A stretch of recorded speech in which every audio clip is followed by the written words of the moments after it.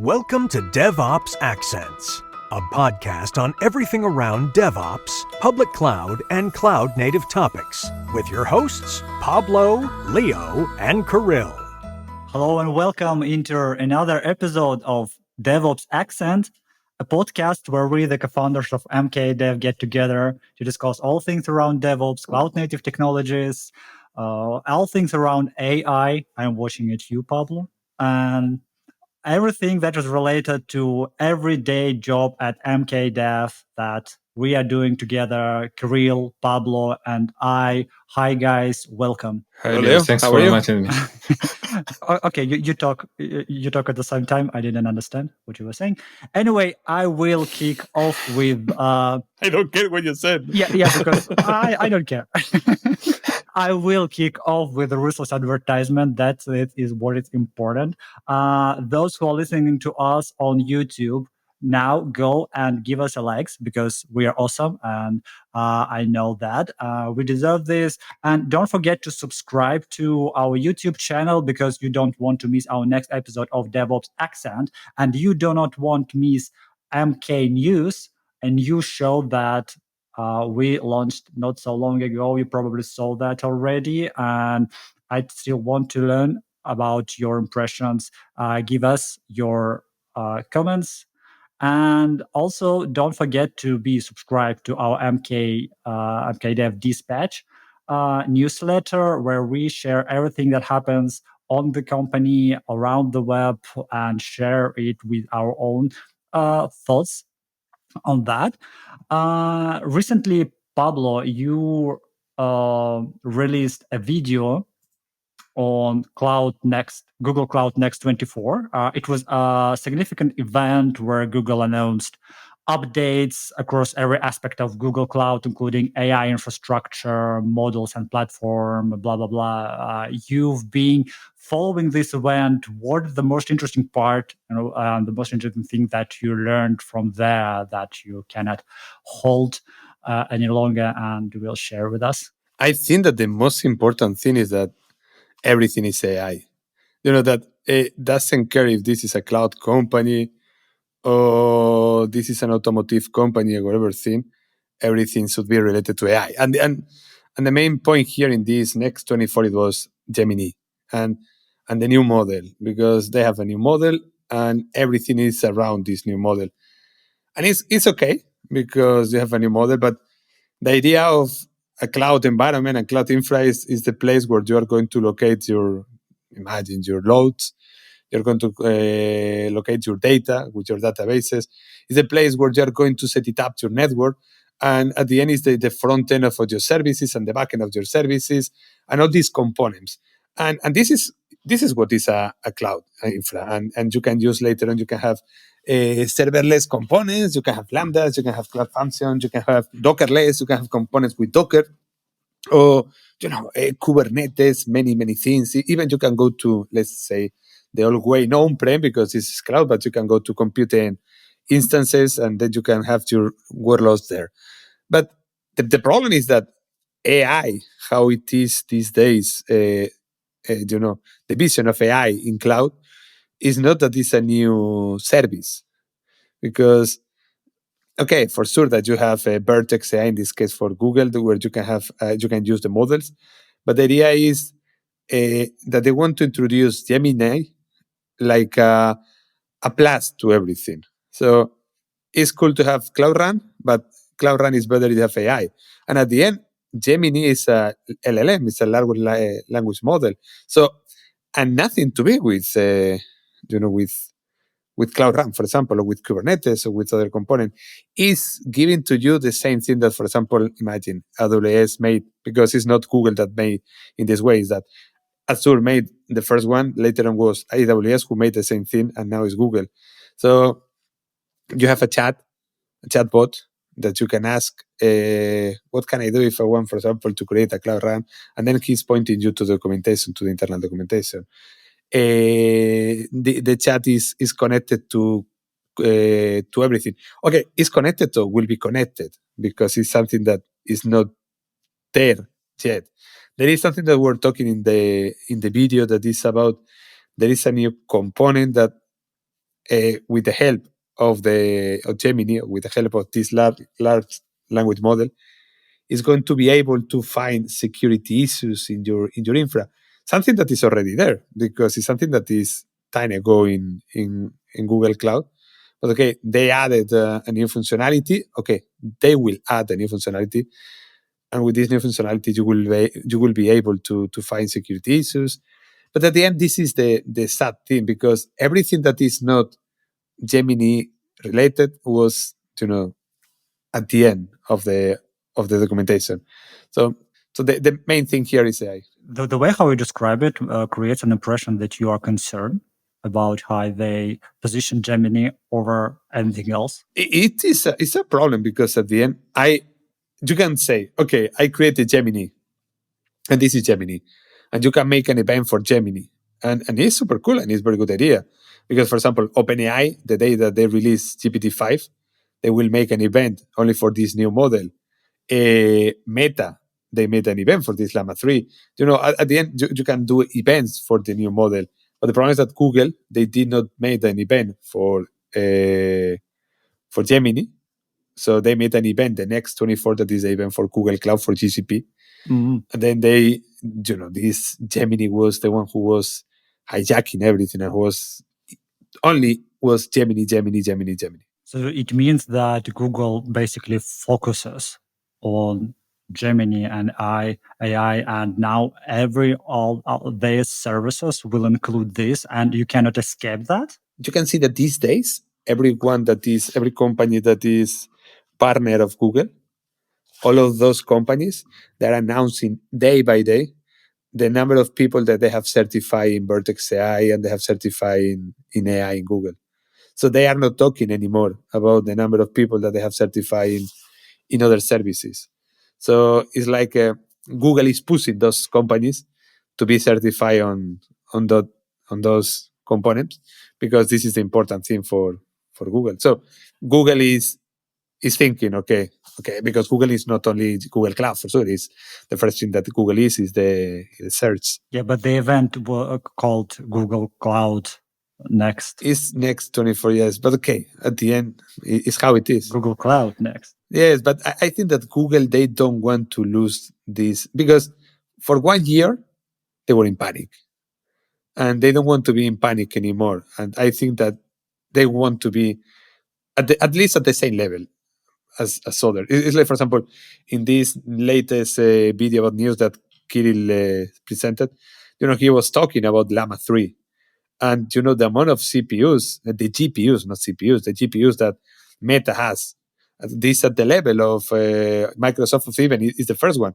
I don't know which one is the first one, if it's Meta. Kirill, which one is the first one? The only graph I found is that they're the same, is like 150K, but the thing is that Meta signed the contract to purchase something like 10% of all the GPUs. I forgot which type, like H100 or something, like one of these bigger data center GPU clusters, and Meta will have like 10% of all of them. So by end of this year or next year, they will be number one in the amount of GPUs owned in the world. So more than Microsoft, more than AWS, more than GCP.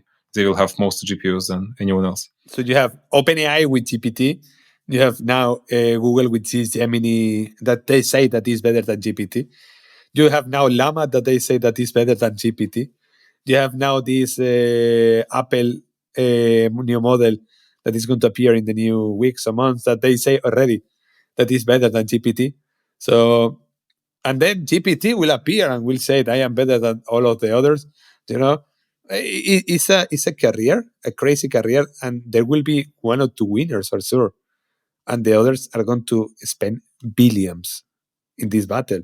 And this is the problem, because one of the most, currently, I don't know, maybe in 10 years, but one of the most expensive things here in the IT world today is to create a model of the sizes. And the problem is that maybe in 3 years it's super cheap, but today it's fucking expensive. And for sure that there will be 2 or 3 companies that are going to throw away billions, and they are not going to be the winners. And this is the problem, because while you spend money in a model like Gemini, you are not spending money in improve Kubernetes or GKE, or you're not spending money to improve BigQuery, you're not improving Cloud Run, you're not improving anything. So at the end, okay, Gemini is there. But the Cloud Run there is nothing new in Cloud Run. There is nothing new. There are few changes for sure, but there is nothing spectacular that you can say here. And even what's interesting with these AI announcements from any of the cloud providers is that the financials look a bit different, right? Because usually when cloud provider releases, let's say, a managed Redis or a managed Postgres, they automate many things, but in the end, it's more expensive than if you would just run the server yourself with the database. So these managed services or cloud services, they come at a premium cost, and then cloud provider for sure makes lots of money. That's why AWS is so largely successful, because they're really good at coming up with services that have crazy margin. But with these AI services, I have to because it's really hard to make money from AI, because you have to invest so much money, and then with these APIs like Vertex, like Bedrock, I'm not sure what's the margins there, but I have to imagine it's way less than traditional compute reselling, or maybe some of them are even working in the opposite direction, just losing money. And that's what Meta said, is that, we invested so much money and we will invest many more billions, but there is not going to be any profit from this in the next years.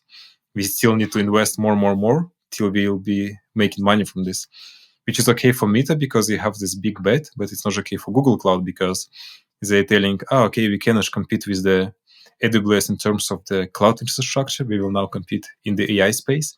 But it's a very expensive game to play because AWS has way more money, way more income from selling cloud services than Google Cloud. So they can afford to play this game a bit longer than Google. And what is the final goal? What they're trying to achieve with that? Do we as the consumers will benefit from that? For example, when I'm trying to set up infrastructure using Google Cloud, do I need to have less expertise in that because I can rely on their internal Gemini AI, whatever tool that will help me doing all this stuff? Or what's the final goal? Or it's a entirely separate product? I think this is one of the points we discussed some episodes ago with Jean-Francois about platform engineering and whether AI actually is going to take the jobs. And my opinion still is that AI can help you to generate Terraform code and write and execute it for you, but that's the wrong direction to make things easier. Like to make deployment of new services easier, you need to offer, instead of managed Kubernetes, or instead of managed Kubernetes, something like Cloud Run. So you need to have simpler and simpler services to run your applications. And just having large language model and APIs to trigger LLMs is not going to instantly make life easier, because that's just a very long way to build abstractions that make infra simpler.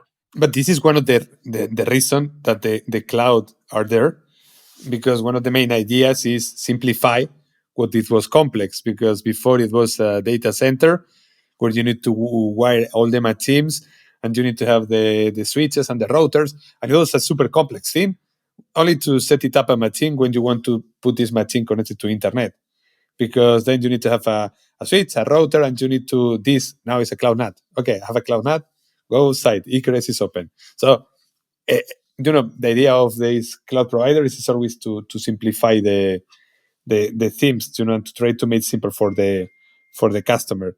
But the thing is, what they want to do today, they want to go to this step. I don't think, Leo. I think that they only want to have something, because it's what is happening today. Maybe in 2 years, the people is going to be, okay, on track. I know what I want to do. But today, what they want to do is they don't know. What they are doing is they want only to have something with AI. It's like many companies. They want to have something with AI because the CTOs and the CEOs and the CIOs all together with the board of the company, they said, okay, we need to have something with AI. Then we talk about that many times.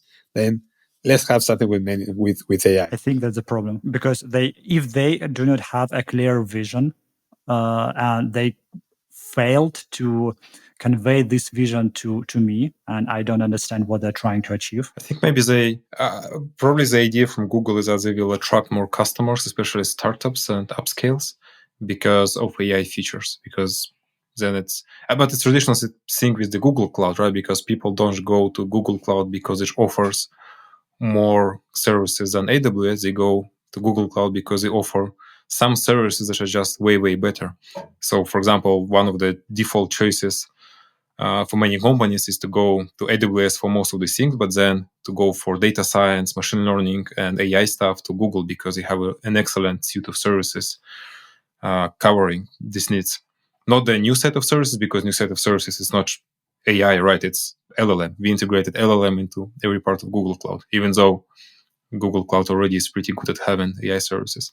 And maybe this is the same idea with this Vertex AI, that people who want to build Gen AI applications will go to Google Cloud instead of Amazon, because Vertex AI should be better than Bedrock. At least Google will try to do this. Plus, they give Gemini, something that Amazon doesn't have. Amazon has Titan, but it's like out of any charts. Yeah. In general, how should I feel about that? Whenever something big happens, especially in the tech industry, I go to Twitter and Twitter explains to me how I should feel about it. Should I be outraged or should I celebrate something? As a typical Twitter user, explain to me, Pablo, should I be excited? Should I be concerned or should I be outraged by that? No, but at the end is, I think that this Gemini, how it is deployed today, in the same way that how it is all this AI deploying in AWS, in these news and videos that Kirill presented, it's the same thing. There is nothing. It's not offering to you anything. Mm-hmm. It's only, that's all. It's a plus. But if you are having Kubernetes, your Kubernetes are not going to be modified because you have Gemini. Your GKE workers are going to be there. And if you're using, a load balancer, and you are using CloudNet to live outside, you're going to still using CloudNet. There is no changes in your infra. And this is the sad thing. There are cases that, for example, you can generate a better graphs. There are cases when you can generate a better overview of themes. For sure, that can help you. But it's nothing like you say, okay, give me a new service. Give me a new way to deploy my workloads. And this is what I miss. They gave the new Google Cloud Service Mesh, which is not released, but exactly, that is not released. It's been announced. Did you notice that like 70% of everything they announced is not available? It's crazy because you have 3 days event. It's like, we have this amazing new AI feature available in some closed beta. We have this new feature available Q4 2024. And almost everything is like, we have these cool things. It's like the release of, because when they announced Gemini, when it was like 3-4 months ago, they built this fake video telling, Gemini can do everything. Like, it's like GPT-6. And then, it's not available in most parts of the world. And then you can actually use it with 1 million contexts, and you have to wait another like 6 months till it's fully available. And even when it's available, it doesn't work this way. And I feel the same with Google Cloud, because also this cloud service mesh, they announced it, but it's not available. They wrote, please keep using these 2 other services unrelated to this one, because sometime later this year, it will become a new service. Yes, but even we need to see what is the difference with this service mesh and the old service mesh, because I don't know what is the difference between the Anthos mesh and this new mesh. So it's something that they need to show. So let's see, because it's what you're telling. We don't know. So we need to see that. So we'll see. Speaking about another questionable decisions by Google, like the recent news that's been making actual waves in the tech industry. So you might have heard that Google has reportedly laid off its entire Python team. And this move was apparently made to reduce costs by hiring less expensive labor outside the United States. And here is the kicker. The roles are being outsourced to Munich. Yeah. Okay, sorry. Outsourced to a different company? To a different country, to a different company. Yeah, to a different No, it's not to Google, because there is insanely huge offices of Google in Munich. Okay, so it's not outsourced to a different company. It's in Google. No, not different, to a different team in Munich. Okay. But I don't know. But the salary in California of a developer of Python, if you compare with the salary in Munich, okay, it's higher in California than in Munich, and even if Munich is expensive, but it's higher in California. Yes, anyone who's been to Munich knows it's not exactly a cheap city, but the saving from hiring cheaper labor might not outweigh the potential impact on the maintenance and development of Google Python's team, because they essentially fired the whole team who've been working on that for years, and they were literally on the Python steering council or like long time Python core developers, and replacing them with cheaper labor could lead to a loss of expertise and loss of many more tools and potential improvements that we've been talking about and been waiting for. This is, I don't know, sounds concerning to me. The most amazing thing is that, Python is the main language in AI world. So they are like 3 days of AI announcements, and then let's lay off the whole Python team. Yeah. Google strategy. Yeah, and in Google now they have this new Copilot too, no? Yes. It can be called automatically. They don't need humans. With 1 million context, they just can fit exactly 10 developers inside this context. Exactly. I don't know. I understand why they fired the people. So, but what I don't get is why they hired then people in Munich, The cloud tech industry is evolving so fast. Do you keep up with it by improving your skills or upskilling your team? At MKDev, we offer a variety of workshops for just that, from the basics to expert knowledge. Before delivering our workshops and training sessions, we carry out a detailed assessment of each participant. To make sure the workshop is helpful for you and your team, we will add more content to it or throw out what you already know. Or we create a custom workshop specifically for the needs of your team and the specifics of your project. And another interesting thing that people are discussing currently is that those who were laid off, they are like looking into forming an independent company and offering the same services to Google and to other big companies.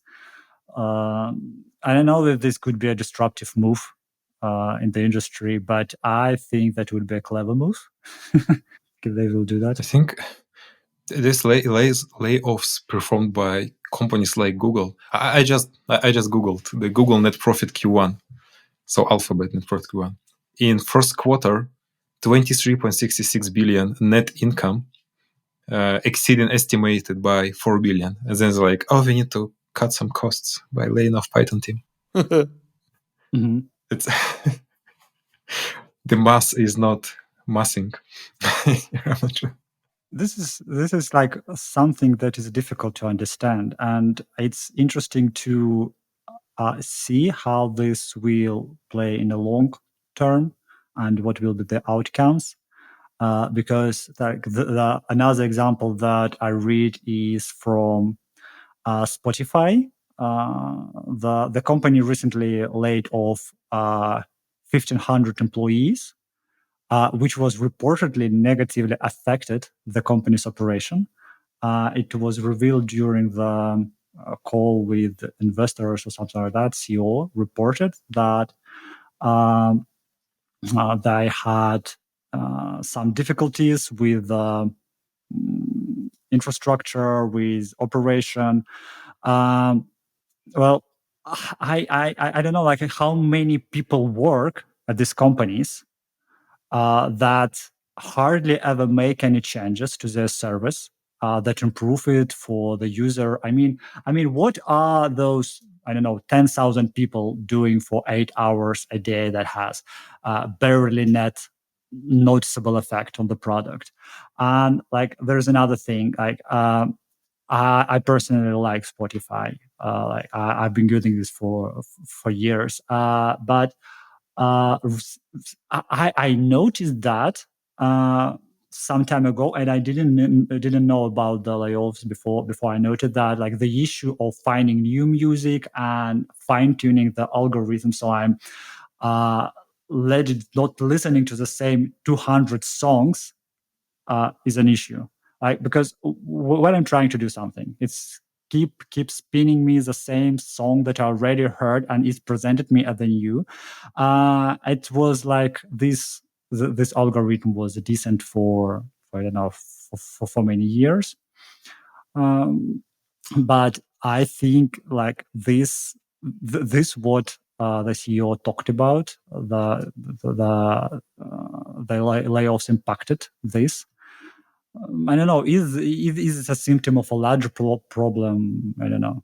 I think it's the first time, from my memory, is that company lays off lots of people, tech company, and then there are actual consequences. Because if you see that usually it's like you're gonna fire 20,000 people and nothing happens, like no change in how company operates. Yeah. So I was surprised to see that first time in a long time is that they actually fired 1,500 people, and then they noticed this. In whatever case, the problem with Spotify is the way that they get revenues, and it's a problem because, and this is one of the reasons of the layoffs, because you pay 20 euros, even if, or 10 euros or 200 euros, the amount of money that you pay is fixed amount of money. And then this is your subscription, and then you pay that. But the problem is that they have two kind of customers. For example, people like me that could hear the music, imagine, once every 2 or 3 or 5 days. And then they have customers like my wife, who is hearing music every fucking second. So then the problem with that is that with a customer like me, they make money. With a customer like my wife, they are losing money. And why? Because they need to pay for the music that the musicians are doing, depends on the amount of songs that they hear. So then, if a customer is hearing a lot of music non-stop, then they need to pay maybe more than 20 euros, and they are losing money.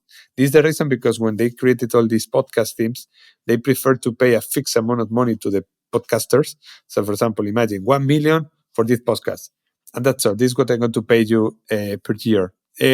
With 10 million people subscribe, or with 1 million, I don't care, because they need to know. But this is the main problem. If you have no idea how big are going to be the expenses of your company, you have a problem, because you know how much money you're making because it's the amount of subscribers, but you don't know how much money you're going to spend, because depends of how many songs they are hearing, then you need to pay more or less. And this is one of the main problems with the Spotify. The most interesting part is that they still report profit, and it's a profitable company. So this is a trade-off, right? So if you want to be profitable, you have to fire skilled, experienced, technical experts, 1,500 of them, and basically compromise the quality of your own product. So you essentially you start making more shitty product, but you can stay afloat and be profitable. And now this is the trade-off. If you want to make a good product that you can enjoy, that the algorithms are working great, you have to pay a lot of money to good engineers. And if you do that, you're not profitable. So it's a balance. And it's understandable, because in the end, this is something that you, Pablo, like to mention a lot and tell to me, that this is a business and they care about money, and I can understand that. But in the end, they are making not the product that I liked in order to stay profitable. And I don't think this is a correct way, like the right way to do the job. Like, probably they should have find a better solution how to remain the quality of what they do, be as effective and cool product, and still be profitable. But they are not profitable. I checked that, and they're 75 million in losses last quarter. I don't know. In the same article that I read, like they reported record quarterly profits of 168 million. Remember revenue. Yes, exactly. Thank you, Kirill. They have they increased 16% the revenue in 3.7 billion with a margin of 26%, but at the end they ended in losses, 75 million. Even worse for them.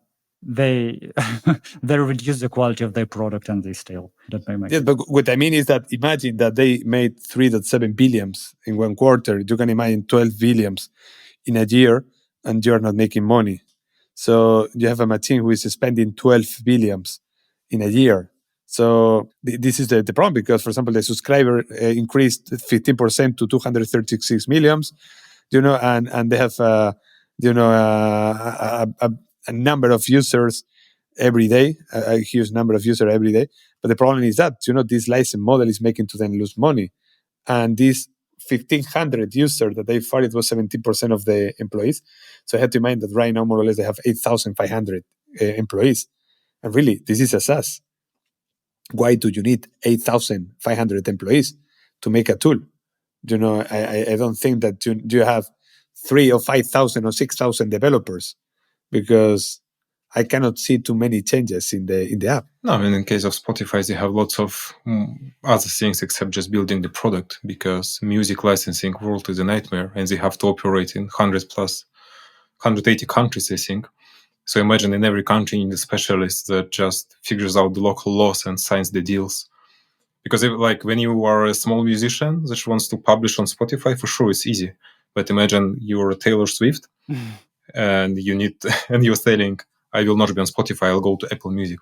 So then you need special people just to negotiate only with Taylor Swift about this. But for sure they have lots of people working there. But in this case, unlike DocuSign, which we discussed sometime in private, Pablo, I see way more opportunities for people being busy than inside DocuSign. Because DocuSign is 10,000 people. That's where I ask myself, what the hell? It's a e-signature application. Where do you have 10,000 people?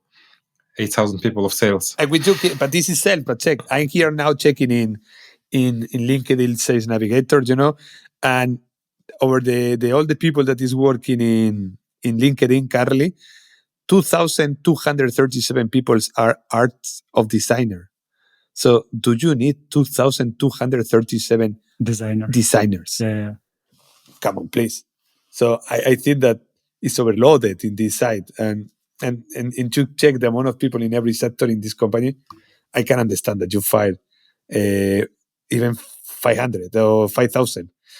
Because I don't get this amount of people. No, for sure they have too many people. I'm just surprised that in this case, apparently they fired the wrong people, unlike what Facebook and Amazon and Google did, because they could fire many people without any impact, or without any impact that we see from the outside. Yes, because I can imagine that Costco, for example, that is 1 million people, or Walmart working 1 million. I think in Walmart is 1 million.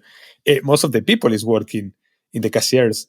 Is working, moving the food and the goods to the supermarket, and you cannot fire these people, because really, if you fire these people, there is no way that you move the food to the supermarket, to the lines, and then the people buy, and then you need people who is cleaning, people who is considering where to put every good, every element.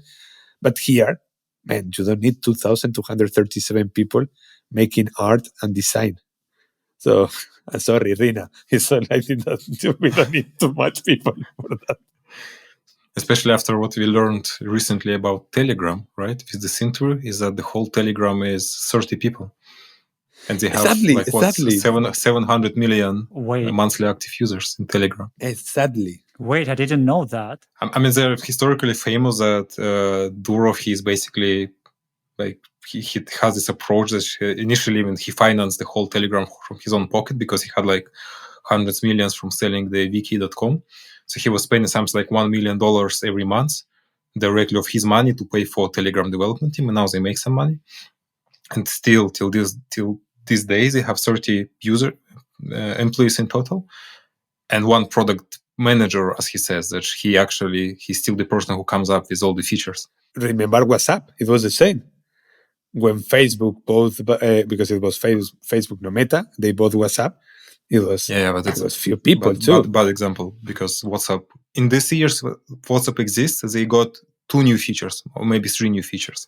So there's a huge difference between for sure. If you don't change the product, you don't need many people because you just keep the servers on and that's it. And that's the ideology of WhatsApp, right? But nothing new. Now they will add Meta AI in WhatsApp, but otherwise nothing. I remember how Telegram was conducting these competitions when they announce some feature and then they tell, send us the examples of how would you structure this feature in a UI, or propose us a new feature for the Telegram. And they and they've been holding this competition and announcing a huge prize for that. And I can assume a lot of people contributed with real good ideas, really well executed, hoping to get employed in Telegram. And I believe they benefit from this kind of activities. So when we say that there are only 30 people, I can assume there are more people, in fact, who are outsourcing the ideas, the work, something else outside. It's remind me of currently there is. A few days ago, a new game was released on Steam on early access. It's at Manor Lords, and it was widely known fact that this entire game was developed by a single person. And every article, wow, that's a great game on a single developer. Look at that, how he managed to do that.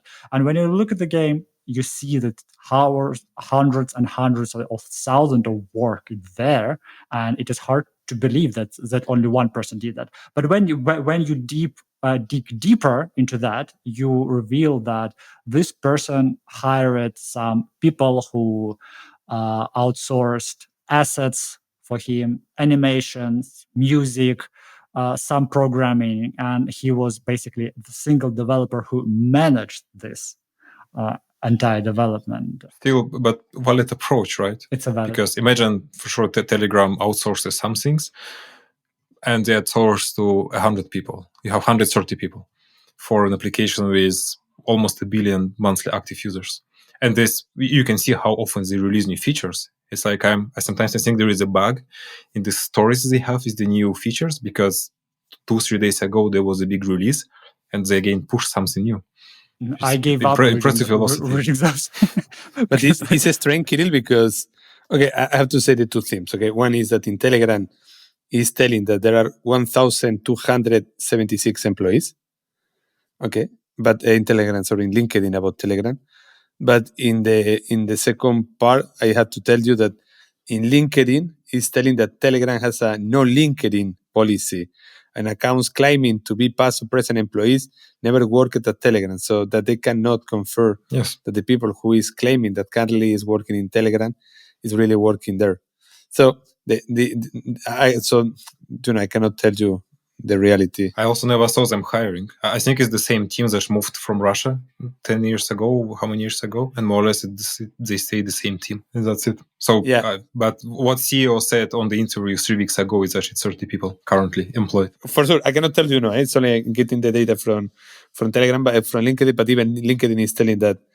But what I think now is why you are going to tell actively that currently you are working in Telegram while you are not working in Telegram. I can imagine my mother, to make a job because she's not working anymore.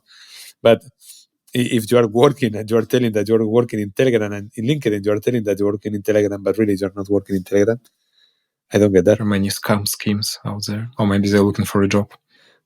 1,200 at least. The app exists since many years. Yes, 10 years ago, but I'm not telling no. But what I mean is that there are 1,200 people telling that they're working, claiming that they're working for Telegram when they are really, there is no policy in Telegram. So maybe it's a fake. Okay, it's a fake for sure. Because also they don't have resources to pay so many people, I think, because the app is profitable, but not so profitable. Pay 1,000 people. No, yes, I can imagine. Because to pay that, you need at least 1 or 2 billions income every quarter.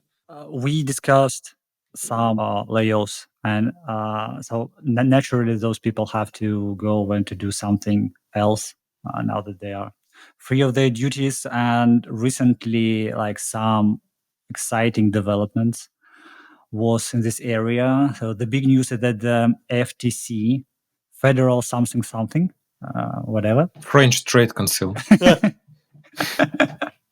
Federal Tanzania. Okay, so they finally put its foot down on non-competitive agreements. Those clauses in the contract that companies love to slip into your contracts to prevent you from jumping ship to a competitor. So the FTS's ruling is like an earthquake in the tech job landscape currently, and I've seen many discussions on this regard. They said affirm no more to these agreements, arguing that they are just like shackles holding workers back.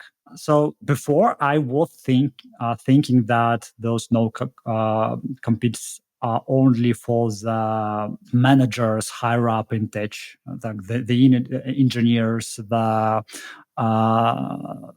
developers who are the higher position, the executives with all the trade secrets. But no, apparently it's not just them. It turned out like statistically, the third of companies have been making all the employees sign these, even the ones in low wage jobs.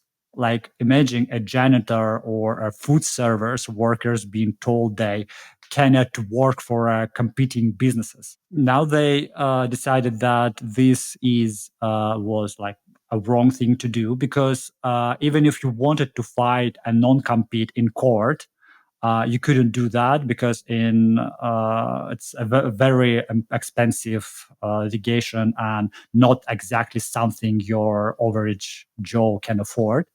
But the interesting part is FTC isn't just thinking about us little guys. They're saying that even like not the smaller employees shouldn't be tied down, and even the value employees shouldn't be tied down with these non-compete agreements. I think what's illegal now, and by the way, in Germany that's illegal since forever, is that two companies agree between each other that they don't hire from each other. So this kind of things, that's illegal in Germany. I think this new change affects now companies in the US, which is now also illegal in the US to have this kind of intercompany agreement, because that's considered, I don't know the proper term in English, like you create wait, I have to Google the name. But this kind of when you have multiple companies agreeing to operate in a certain way, it's called a scheme. No, cartel. Okay, cartel, in English it's also cartel. Because then in this case you create this thing because that's illegal to create this kind of things. So then in Germany you cannot have, Zalando signing a contract with 1&1 telling that we don't hire people from each other, because then, and even recruitment agencies, for example, they cannot help one company like this to help hire, like to implement this kind of law, because they're also complicit in violating these cartel laws. You're talking about the companies signing an agreement with each other that they don't hire employees from each other. But what happened now is that in many contracts, if you work for some company, you sign a non-compete agreement that even after you stop working with that, you are not going to work for the company that creates similar product for several years after you left this company you worked for, and this basically gate you out of your profession if you sign this non-compete agreement. Because I can understand why they made this, because like if you know something good that made some company profitable, and you might know their know-hows, some of their secrets, even if you do not disclose those secrets, you still can keep them in your head and can use that in your new job, making another company more effective against your past employer. Today, for example, Kirill and me, we were preparing the contract for one of a new employee that we're going to have. And this new employee is going to be located in Spain. And one of the point of this contract, it was about exactly this point. And for example, it's telling that in Spain it's hard, almost impossible to sign that, because is that, what does mean? So if I am been working imagine that you're working in IBM as a consultant, cloud consultant, that means that you cannot work anymore in another like Indra, like in Spain, I mean, in Etun or Encadev, you cannot work in these kind of companies anymore. It's a bit crazy, those things. Because at the end you are crossing the line. So because an employer is not your father, because means like it's treating you, if you're a worker, like a stupid kid, no? Okay, I am your employer, then I teach you everything. Now you cannot leave me. It's slavery, more or less, because at the end it's like, if you are with me and you learn what you know, then sorry, but you are mine. And if you want to leave, you can leave me, but you will never work for any. It's like in these movies, you will never work anymore in anyone in the industry. In this, the people who is working in cinema or something like that, because this guy says you will never work again. Come on, please. Sorry, if you cannot work, it's because you cannot find a job. It's because different reasons. Not because a company is telling you cannot work anymore in this, because you already work with me and you sign a contract. For that. Yeah, I find like the most important part is covered by NDA always. Like, why do you need to fully forbid to go to another company? Okay, maybe because you can violate NDA and just don't say anyone that you violated NDA. Yes, but then come on.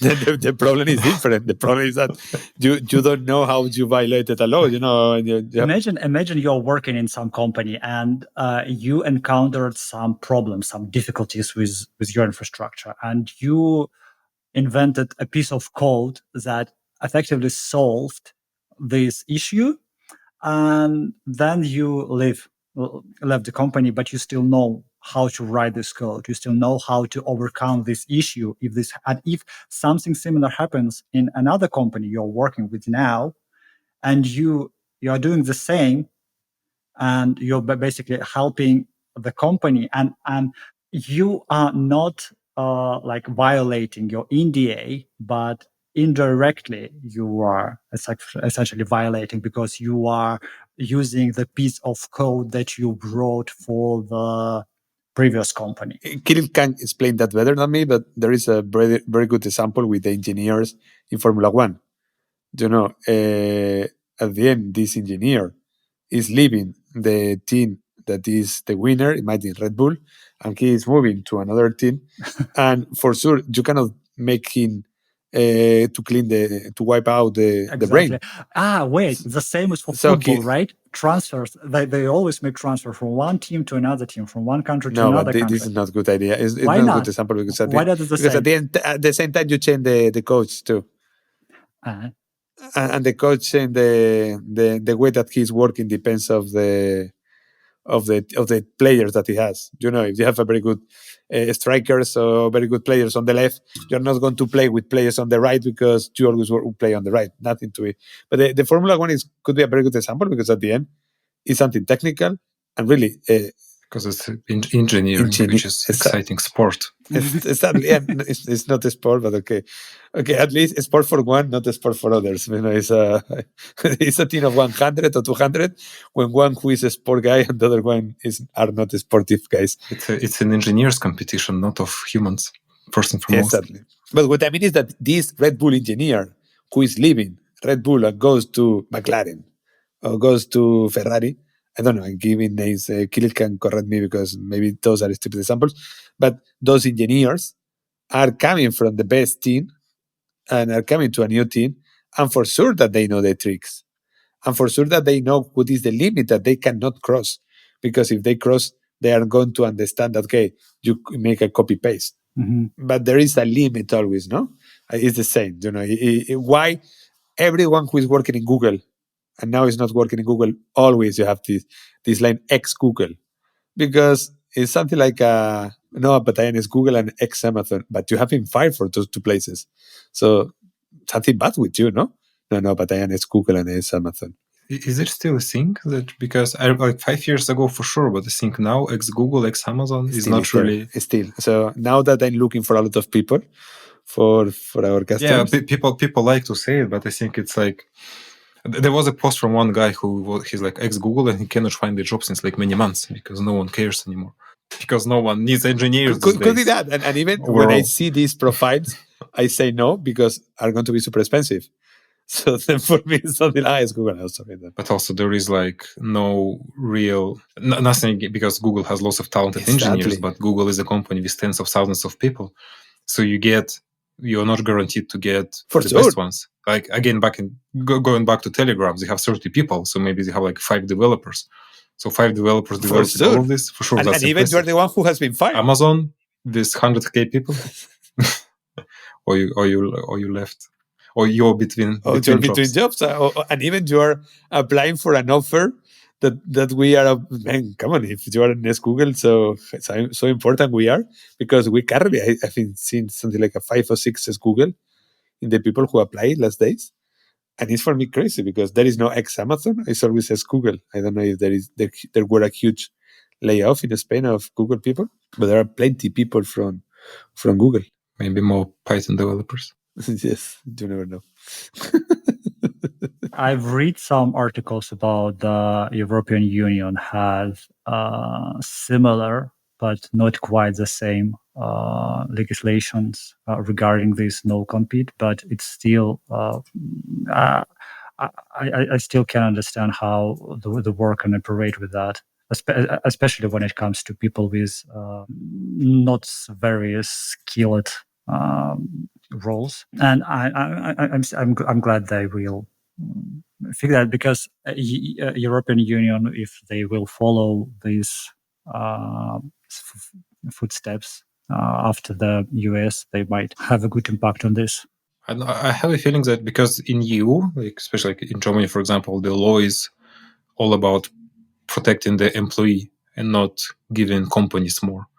So that's why many of the things are already handled somehow better than in the US, because the US it's more about giving companies more opportunities. Yeah, when it comes to protecting rights in US, it's always like a kind of shitty practices. Imagine what happens to Google because they moved Python team or outsourced Python team to Munich, and now in 6 months they cannot fire anyone there. Exactly. They cannot do the same trick there.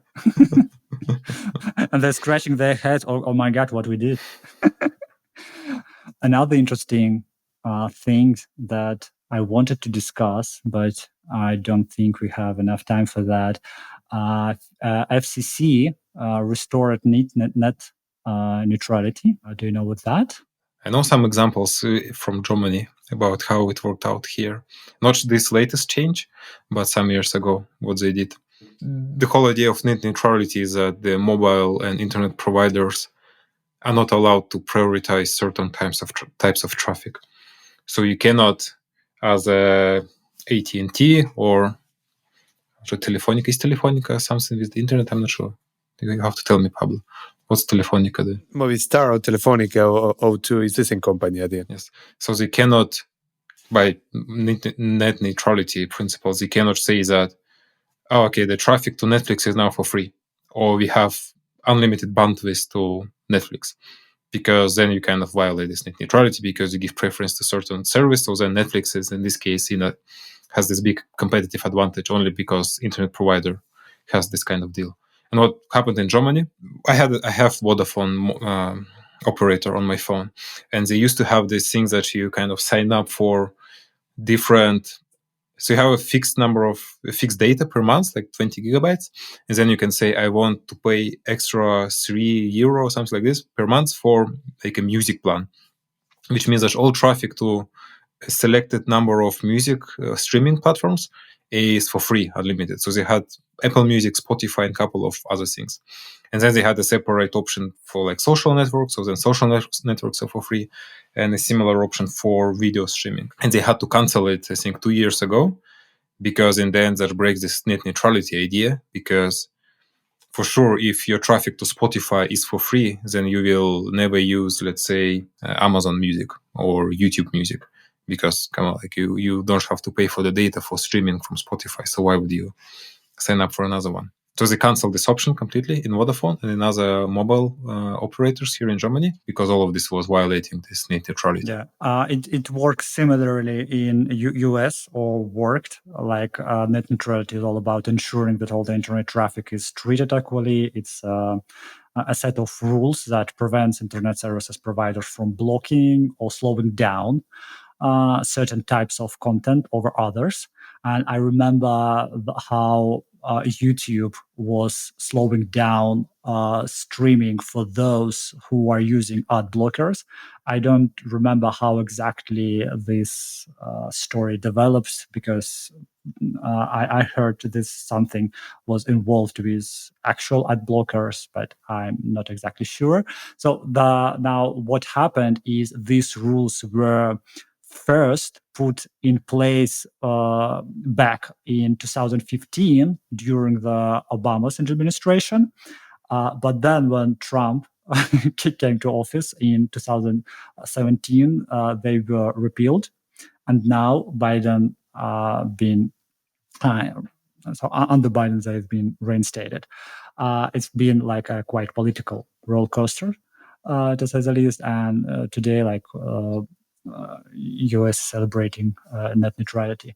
So while these rules primarily impact the United States, they could also have indirect effect on users outside the US. For instance, if United States-based company services are slowed down or blocked due to absence of net neutrality, users at service worldwide could potentially experience degraded performance, and the US policy could influence the policies of other countries, especially those that look to the US as a model for their own regulations. And some critics, I read, like they argue that net neutrality has become like a religion for activists on the left.